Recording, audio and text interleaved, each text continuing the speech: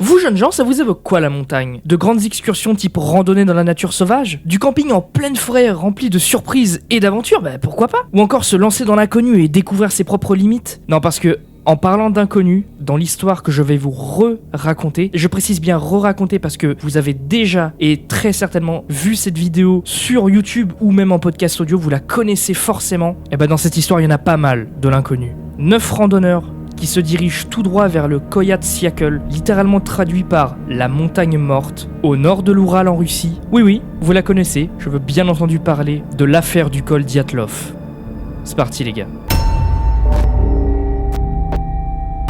Tout commence lorsqu'un groupe de 10 randonneurs skieurs expérimentés, je précise que c'est pas des types lambda qui se sont réveillés un matin puis qui se sont dit tiens, si on allait grimper la montagne qui s'appelle la montagne morte, non, c'est des randonneurs, ils connaissent la montagne, ils savent ce que c'est leur truc, un petit peu comme les marins ou les gardiens de phare, vous savez, leur truc c'est la mer, aux randonneurs, leur truc c'est la montagne. Ça me permet de discrètement caser un lien vers ma vidéo sur l'histoire du phare de Flannan, allez la voir les gars.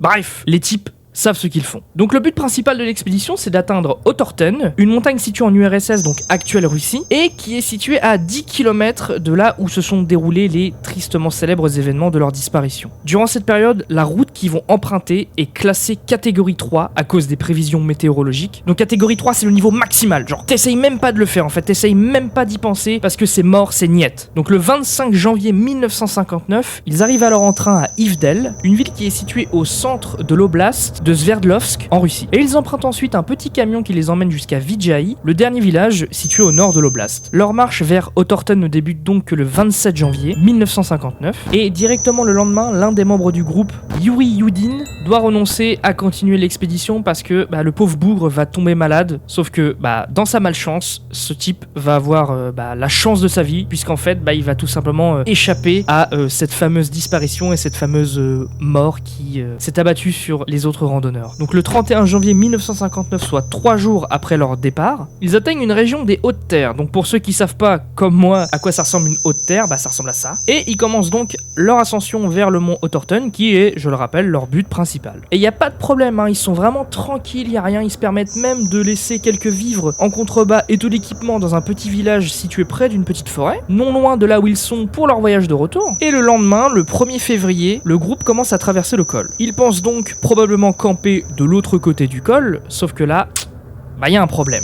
Et un gros problème même. La météo, comme elle avait été annoncée, se détériore vraiment très rapidement et ça devient vraiment la merde. Il y a du blizzard, la visibilité devient quasiment nulle, à tel point que le groupe de Igor Dyatlov, qui n'est autre que le chef de l'expédition, va commencer à dévier vers l'ouest, vers le Koyat-Syakhl, la tristement célèbre montagne morte. Se rendant compte de leur erreur, ils vont décider de rester ici, de ne plus bouger et d'établir leur campement. Ce qui va être une très mauvaise idée. Ils sont alors à 10 km d'Otorten, leur but, et étrangement ils vont décider de camper là où ils sont en fait, sur le col, alors que selon les enquêteurs plus tard, ils vont estimer que c'est une décision qui est pas forcément logique, puisqu'en réalité au contrebas du col il y avait une petite forêt boisée qui les aurait bien mieux protégés s'il y avait eu par exemple une avalanche ou que sais-je. C'est une décision qui sera jugée alors très dangereuse selon les enquêteurs, et en réalité on déterminera plus tard que Dyatlov a préféré camper sur le col pour s'entraîner entre parenthèses à camper, à s'expérimenter et pas forcément pour mettre en danger son groupe. Bref, mais il y a un autre truc qui aurait dû faire tiquer les autorités à l'époque, que quelque chose de mal s'était passé durant l'expédition, c'est que le groupe, à la base, il s'était mis d'accord pour envoyer un télégramme à leur club sportif à leur retour au village de Vidjaï, au plus tard le 12 février. Et malgré l'absence de télégramme après le 12 février, il n'y a eu aucune réaction de la part des équipes de secours, puisque en fait c'était,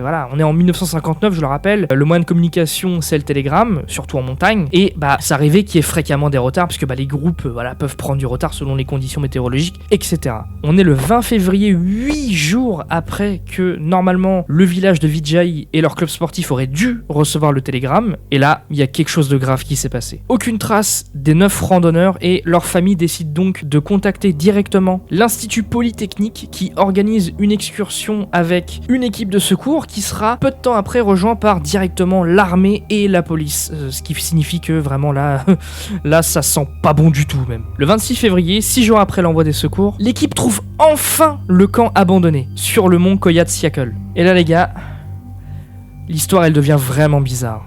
Mais genre vraiment bizarre. Premièrement, la tente principale est gravement endommagée, elle a été découpée de l'intérieur, mais quoi? Les chaussures et le matériel des aventuriers est toujours au camp, et il semblerait qu'ils soient partis en chaussettes, sans leurs chaussures, ou limite pieds nus, ce qui est vraiment quelque chose de très étrange, parce qu'on est en montagne, il y a de la neige un peu partout, enfin bref, il fait super froid, c'est pas normal. Les équipes suivent alors les empreintes de pas qui les emmènent à 1,5 km de l'autre côté du col, au nord-est, et ils vont retrouver 2 corps. Les 2 premiers. Et je vous cache pas que si vous êtes un petit peu sensible, je vous préviens, ça va parler de trucs un petit peu gore, mais je vous promets de pas donner trop de détails, genre vraiment promis les gars. Mais vous êtes quand même prévenus. Donc les corps de Krivonichenko et Dorochenko, donc ils sont retrouvés en sous-vêtements et déchaussés en pleine montagne, par -20 degrés, près d'un sous-bois.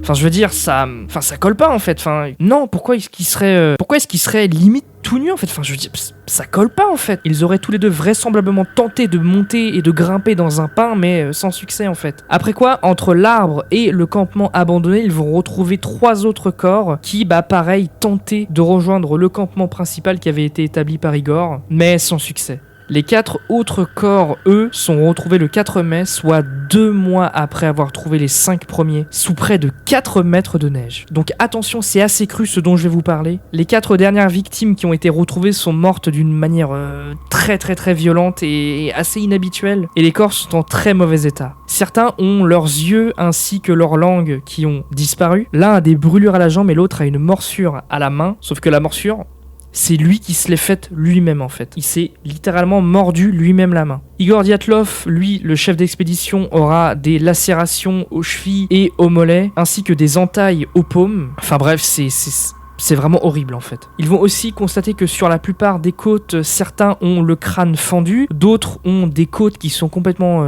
explosées en fait. Et en réalité, l'enquête conclura que tous ont été comme s'ils avaient été soumis tous à une très forte pression. Certains, comme je l'ai dit tout à l'heure, ne portent qu'une chaussure ou qu'une chaussette ou pas de vêtements du tout, mais il y a une petite explication à ça quand même. C'est qu'en fait, en cas d'extrême hypothermie, en fait, votre cerveau il va complètement switcher en fait, il va blackout et en fait il va générer une chaleur extrêmement, vraiment très forte, ce qui va en fait pousser la personne à complètement se dévêtir. En fait, c'est juste le cerveau qui devient fou en fait, à cause de l'hypothermie. Le médecin légiste qui sera présent sur les lieux et qui sera chargé des autopsies des corps affirmera que les traumatismes qu'ont subis les victimes sont vraiment beaucoup trop sévères et beaucoup trop graves pour avoir été provoqués par des humains. Il va comparer alors, comme je l'ai dit tout à l'heure, leur blessure à une extrême pression qui est comparable en fait à un accident de voiture, carrément, ou encore au passage d'une énorme onde de choc. Les derniers éléments retrouvés sont, disons, complètement inexplicables, puisque l'un des membres du groupe, Zolotaryov, qui à la base n'a aucun tatouage sur son corps, va présenter sur ses mains et ses bras d'étranges symboles. Et leurs vêtements à tous, je précise bien à tous, émettent de fortes radiations.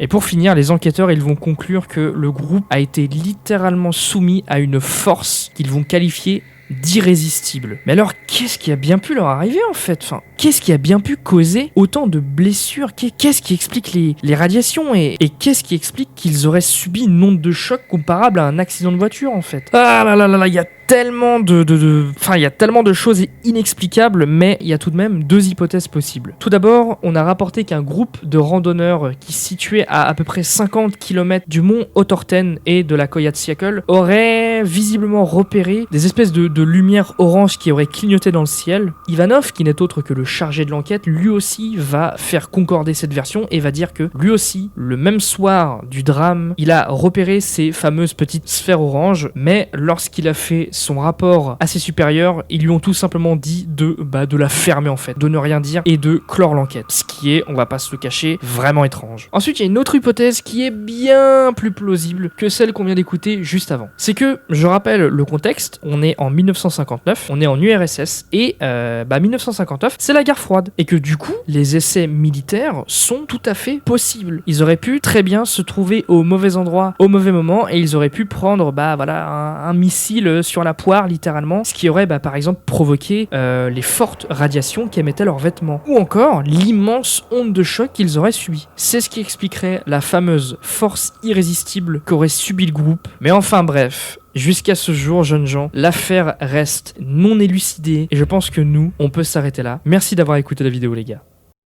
Et donc voilà, c'est la fin de la vidéo les gars, j'espère qu'elle vous a plu, mais quelle histoire, franchement. Elle est racontée, re-racontée, re-racontée, mais qu'est-ce qu'elle est bien, franchement. Il y a deux hypothèses principales, c'est peut-être les petits hommes verts, enfin bref, on sait pas, peut-être l'armée, peut-être une base militaire, enfin il y a tellement de possibilités, enfin bref. Je vous remercie d'avoir écouté la vidéo, je vous invite tout simplement à vous abonner à ma chaîne YouTube si ce genre d'histoire vous plaît, je pourrais en refaire. Pareil, voilà, j'ai un Discord, il est dans la description, si vous voulez qu'on discute des vidéos, tout ça, qu'on joue ensemble à des jeux, bah voilà, je vous invite, vous pouvez venir sur mon Discord, j'ai aussi Twitter, je poste de temps en temps quelques conneries, pareil, j'ai Instagram, je pourrais, poster quelques stories si vous voulez, je vous invite également à me suivre, et bah du coup, moi, je vous dis à une prochaine fois les gars, c'était Joli Tarte, j'espère que la vidéo vous a plu, à bientôt les gars, pour une autre histoire, allez, ciao, salut les gars.